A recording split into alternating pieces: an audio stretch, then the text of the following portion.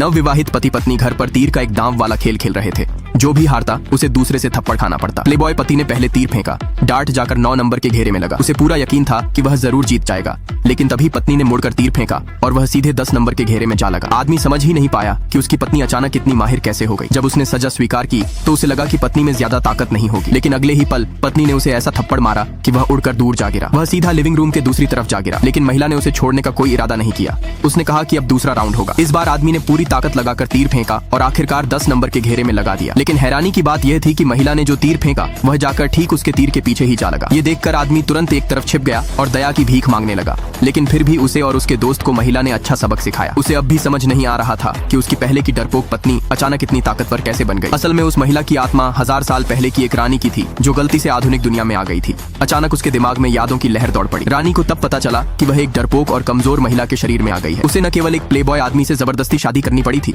बल्कि उसके पति के पूरे परिवार ने भी उसे कभी सम्मान नहीं दिया। उस दिन आदमी अपने दोस्त को घर पर तीर खेलने के लिए लाया था। वे दोनों मिलकर उस महिला को परेशान करना चाहते थे, लेकिन आखिर में कोई भी उसे हरा नहीं सका। धीरे धीरे महिला को घर में रानी जैसा व्यवहार मिलने लगा। उसने घर के लिए कई नए नियम बना दिए जिन्हें आदमी को मानना पड़ता था। यहाँ तक कि जब वह नहा रही थी तब भी उसने आदमी को अपनी सेवा करने को कहा, लेकिन आदमी गलती से बाथ टब में गिर पड़ा और डर कर तुरंत वहाँ से भाग गया। जब महिला नहाकर बाहर आई तभी सास भी घर लौट आई। आदमी जानता था कि उसकी पत्नी पहले अपनी माँ से बहुत डरती थी, इसलिए वह तुरंत अपनी माँ के पास शिकायत करने चला गया। उसने कहा कि उसकी पत्नी उसे सताती है। यह सुनकर सास ने आस्तीन चढ़ाई और बहू को सबक सिखाने की ठान ली, लेकिन तभी महिला खड़ी हुई और उसने आदमी को फिर से एक जोरदार थप्पड़ मार दिया। उसने सास से कहा कि अगर उसने भविष्य में उसे फिर से दोष दिया तो वह आदमी को फिर थप्पड़ मारेगी। सास को भी लगने लगा कि उसकी बहू अब पहले जैसी नहीं रही। अब वे दोनों मिलकर भी उसका सामना नहीं कर पा रहे थे। आखिरकार वह महिला 1000 साल पहले की एक रानी थी। उसने नौकरों को आदेश दिया कि आदमी के सारे कीमती सामान बाहर निकालो। फिर उसने उन सभी चीजों को ऑनलाइन आधी कीमत पर बेचने के लिए डाल दिया। उसने सास के सारे गहने भी बेच दिए। उस समय आदमी एक मनोरंजन स्थल पर था। जब वह और उसकी माँ अगले दिन घर लौटे तो वे दोनों दंग रह गए, क्योंकि कमरे में कुछ भी नहीं बचा था। माँ और बेटा दोनों महिला से जवाब मांगने लगे, लेकिन हैरानी की बात यह थी कि महिला तो आदमी को मॉडल बनाने की बात करने लगी। ये सुनकर आदमी डर गया और तुरंत अपनी गलती मान ली, लेकिन सास ने साफ कहा कि दोनों को तलाक ले लेना चाहिए। तभी अचानक महिला को एक खबर पता चली, उसके ससुर की बाहर एक और पत्नी और बच्चा भी है। सास ने यह सुनकर बिल्कुल विश्वास नहीं किया, इसलिए दोनों के बीच एक शर्त लग गई। अगर महिला गलत निकली तो उसे तलाक लेना होगा, लेकिन अगर वह सही साबित हुई तो वह इस घर की मालकिन बन जाएगी। घर लौटने के बाद ससुर ने महिला पर झूठी अफवाह फैलाने का आरोप लगाया। सास ने तो बटलर को कह दिया कि बहू का सामान पैक कर दो। तभी अचानक एक औरत और उसका बेटा घर के अंदर दौड़ते हुए आए। उन्हें देखते ही ससुर का चेहरा अचानक घबरा गया।